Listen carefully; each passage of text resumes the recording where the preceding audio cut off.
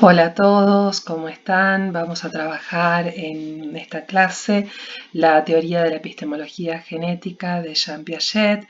Este es el autor de referencia con el que vamos a trabajar todo lo que es la teoría evolutiva de la construcción del pensamiento. Su biografía la fueron leyendo en la clase anterior. Saben que tenía un interés muy particular por la vida animal, por todo lo que tiene que ver con la biología. Sus primeros estudios universitarios estuvieron vinculados con esto y también con la lógica y la epistemología. ¿Por qué les señalo esto? Porque es importante conocer cuál es su formación y sus intereses para poder entender más cabalmente sus escritos, que están llenos de teorías que vienen de la biología, que tienen que ver con la lógica y con la epistemología, que nos permiten entonces entender mejor desde dónde él va a construir su psicología. También aquí tienen algunas de las obras importantes. Piaget escribió muchísimo a lo largo de su vida, pero les reseño las que van a ser más importantes para trabajar a lo largo del año, aquellas que vamos a ir profundizando en la materia. Vamos a partir entonces de la hipótesis principal de trabajo de Piaget. Él se va a hacer una gran pregunta que va a orientar sus primeros trabajos científicos, que es pensar cómo se construye el conocimiento científico. Y él lo pensó en un primer momento, cómo la ciencia ha llegado a ser lo que es decir, cuál es el camino histórico que la ciencia ha recorrido para llegar desde los primeros conocimientos hasta los estados actuales de conocimiento. Piensen que el inicio de la teoría de Piaget, estamos hablando más o menos de 1925, 1930, lo que se conocía por ciencia y por todas las ciencias que existían en ese momento. Esta pregunta que él se hace es una pregunta de un corte netamente epistemológico, es una pregunta de la historia de la epistemología. Él se va a preguntar cómo la ciencia llegó a ser lo que es en este momento actual. Para poder responder esta pregunta surge una segunda pregunta y una especie de paralelo que él va a realizar, y es poder pensar cómo en el ser humano pasamos de los primeros estadios de conocimiento a poder llegar a conocer de manera científica la realidad. Es decir, Piaget pensó que si podía descubrir cuál era el camino o el recorrido que un ser humano hacía a lo largo de la vida, esto también le iba a permitir poder descifrar esa pregunta que él se hacía en el orden de la epistemología: ¿cuál era el camino que había recorrido la humanidad? Ahora bien, esta primer pregunta de alguna manera quedó avasallada por la segunda pregunta, que es propia de la psicología evolutiva, y es pensar cómo un ser humano o como una persona pasa de estados de menor conocimiento a estados de mayor conocimiento. Esta pregunta es la que terminó ganando toda la vida de investigador de Piaget y todo su trabajo de investigación. De alguna manera también trató de discernir qué es lo que aporta el sujeto y qué es lo que aporta el objeto al acto de conocer. Se funda así entonces la psicología genética, que nace, como vimos recién, de una problemática epistemológica. Estudia el proceso de construcción de conocimiento en el niño para entender el proceso de construcción del conocimiento científico. Sigue el camino de la construcción del pensamiento lógico. Esto es importante porque para Piaget la concepción de la inteligencia parte de pensar en una inteligencia que es fundamentalmente lógica, entendiendo la lógica como esta ciencia que permite estudiar la coherencia de los enunciados para llegar a enunciados verdaderos, y utiliza esta psicología genética como campo de experimentación de sus hipótesis epistemológicas. Él funda de alguna manera la psicología genética, genética en el orden de génesis del conocimiento. Reitero la pregunta de poder resolver cómo pasamos de estados de menor conocimiento a estados de mayor conocimiento. De alguna manera Piaget va a resumir esto diciendo que toda explicación psicológica termina tarde o temprano por apoyarse en la biología o en la lógica. ¿De qué conocimiento nos habla Piaget? Nos va a hablar de un conocimiento del mundo físico, dentro del cual tendríamos, bueno, cómo conocemos la naturaleza y las leyes de la naturaleza, un conocimiento del orden social. En Piaget las investigaciones que más se acercan a este campo tienen que ver con el estudio de la moral y el desarrollo de la moral en el ser humano, y el conocimiento del mundo lógico-matemático que tiene que ver con este sistema creado por el hombre donde funciona con abstracciones, con leyes, con propiedades que son inherentes al sistema y que funcionan dentro del mismo. ¿Cómo hace Piaget para trabajar empíricamente y científicamente estas ideas? A través de un método que se conoce como el método clínico, que es un método experimental de laboratorio en el cual él trabaja en una situación de uno a uno con el niño, el experimentador junto con el niño, ofreciéndole problemas sencillos para su resolución. Piaget va a decir que él aprende mucho cuando el niño resuelve estos problemas, pero que aprende más cuando los niños erran o se equivocan, es decir, cuando los niños de alguna manera muestran cuál es la trastienda o cuál podríamos pensar que es la cocina de esa construcción del conocimiento. En el error él va a encontrar cuáles son los peldaños de esa escalera que es el camino por el cual se construye el conocimiento en la inteligencia humana. Las fases de ese método son la observación previa, el planteo de hipótesis, el diseño de situaciones experimentales, el diálogo, el cuestionamiento sistemático. Van a ver en los videos que les voy a proponer que constantemente se va confrontando el pensamiento del niño, haciendo especies de contrapruebas, contrariándolo, para ver si puede resolver las situaciones o si se aferra a formas de pensamiento anterior. Y luego el seguimiento de directrices o el establecimiento de algunas generalidades en función de las edades de los niños. ¿Cuál es la concepción antropológica de Piaget? Piaget va a pensar que el sujeto es un sujeto biológico, un sujeto activo, en el cual podemos distinguir, por un lado, un aspecto estructural, que es la inteligencia, y un aspecto energético, que es la afectividad. Ahora bien, si él distingue la afectividad, no profundiza en ella. En Piaget no vamos a encontrar estudios que hablen acerca de las emociones o acerca de los sentimientos. Todo lo que vamos a leer en Piaget tiene que ver con la profundización del estudio de la inteligencia como esta capacidad adaptativa que tenemos al mundo. Esa inteligencia es una estructura para Piaget, entendiendo que la estructura es un conjunto de partes que puede a la vez ser considerada como subestructura en una estructura mayor. Y en esa inteligencia vamos a pensar cuáles son las variables que intervienen. Piaget va a decir que la inteligencia funciona de la misma manera en todos los seres humanos e introduce este concepto muy interesante que es el concepto de invariantes funcionales. ¿Qué serían las invariantes funcionales?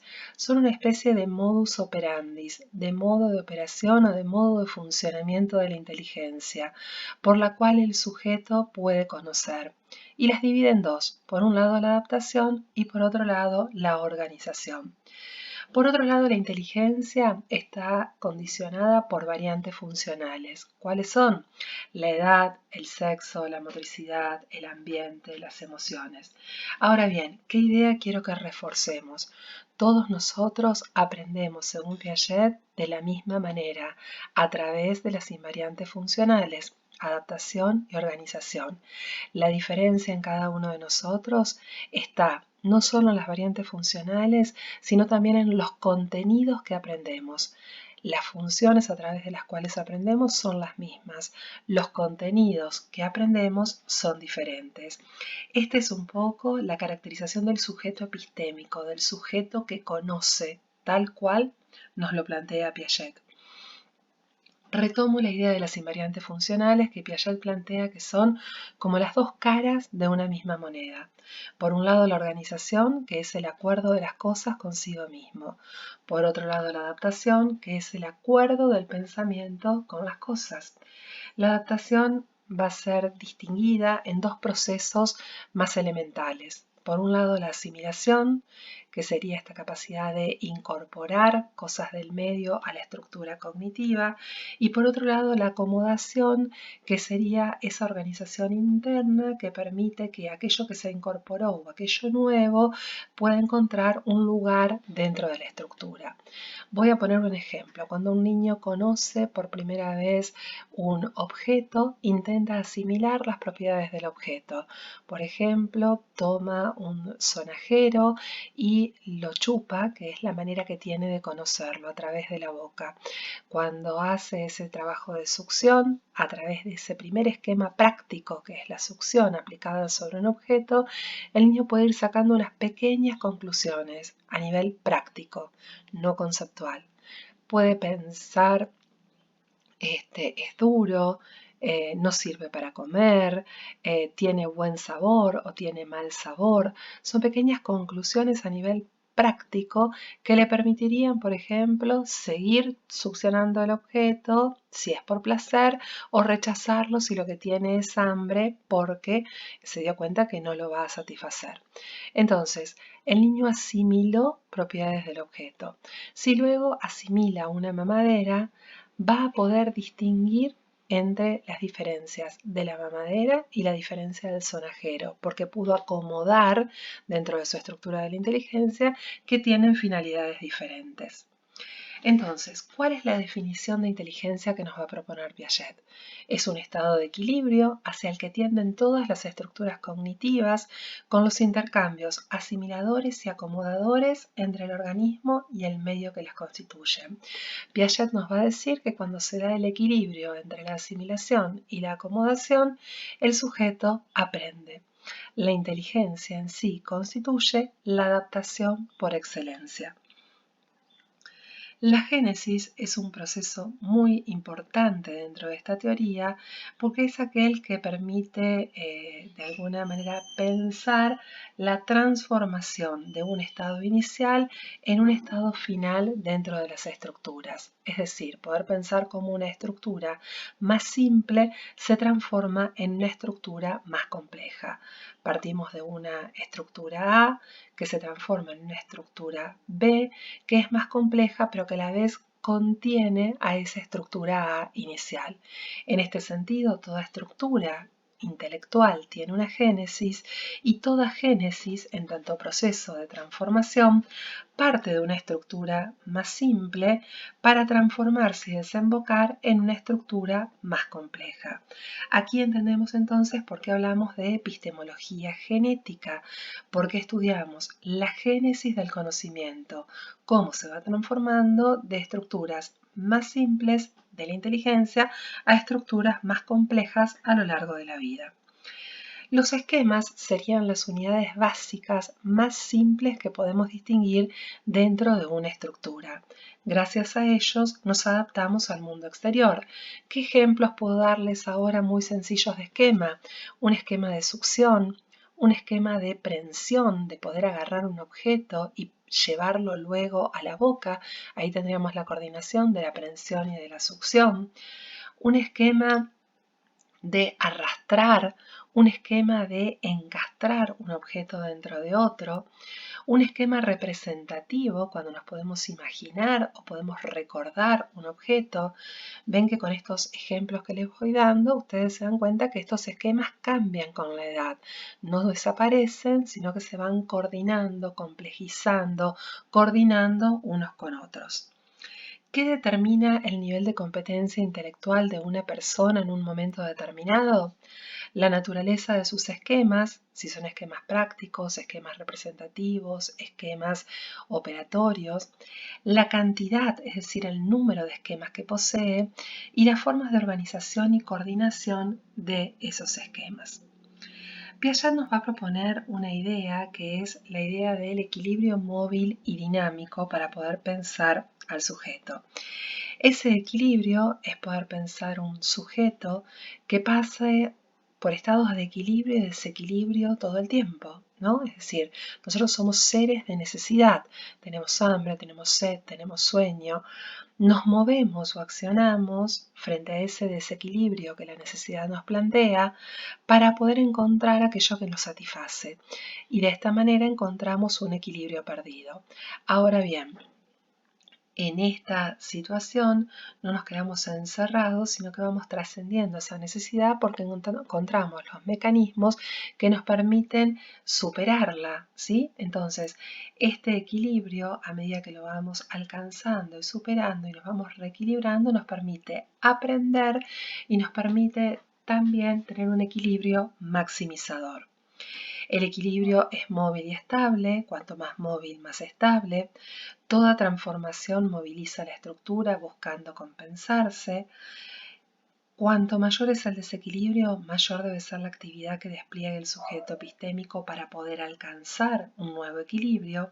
Y el equilibrio se da por compensación, por medio de acciones del sujeto para equilibrar las perturbaciones provenientes del medio. Dentro de la inteligencia, entonces, podemos distinguir estructuras y subestructuras. Una estructura, como les dije hace un rato, puede entrar como una subestructura dentro de una estructura más amplia. No existe anexión sino confederación, y las leyes de la subestructura no son alteradas sino que se conservan. Es decir, una estructura no se apila a otra estructura para ir construyendo la inteligencia, sino que se va englobando una dentro de otra, siendo una contenida por la otra. ¿Cómo se va a dar ese mecanismo del desarrollo? A través de factores biológicos, a través del equilibrio de las acciones, a través de la coordinación interindividual con los sujetos y de la transmisión educativa y cultural que permiten a los demás poner en juego ciertos objetos, ciertas experiencias, ciertas instancias que promuevan el crecimiento de esa inteligencia. ¿Cuáles son entonces el gran aporte de la teoría de Piaget en relación a la construcción del pensamiento? Él va a ser un autor discontinuista porque va a pensar el desarrollo intelectual en etapas. Va a decir, podemos distinguir etapas cualitativas del desarrollo de la inteligencia y estas etapas tienen ciertas características. Aparecen en un orden sucesivo invariable, no se pueden alterar, es decir, en todos nosotros la que es la etapa 1, la etapa 2, la etapa 3, pasamos por ese orden, no podemos alterarlo en nuestro desarrollo. Si bien cada etapa está asociada a una edad, la edad puede variar. Distintas variables pueden afectar la edad cronológica, como la inteligencia, la experiencia o la cultura.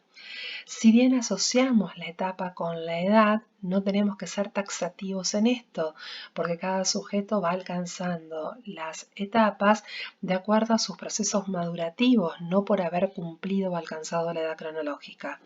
No todos los individuos alcanzan las etapas finales del desarrollo.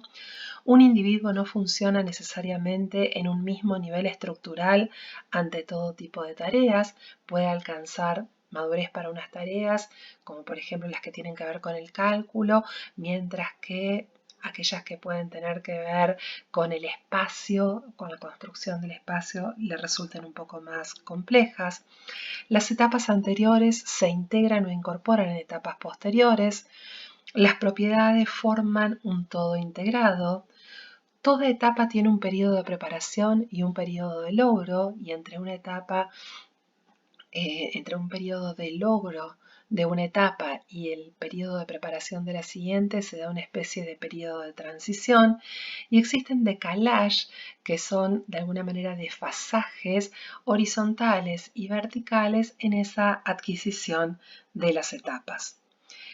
¿Cómo evoluciona este pensamiento? Bueno, en esta línea que yo les marco, en el cual vemos cómo se pasa de esquemas prácticos a esquemas representativos y esquemas lógicos.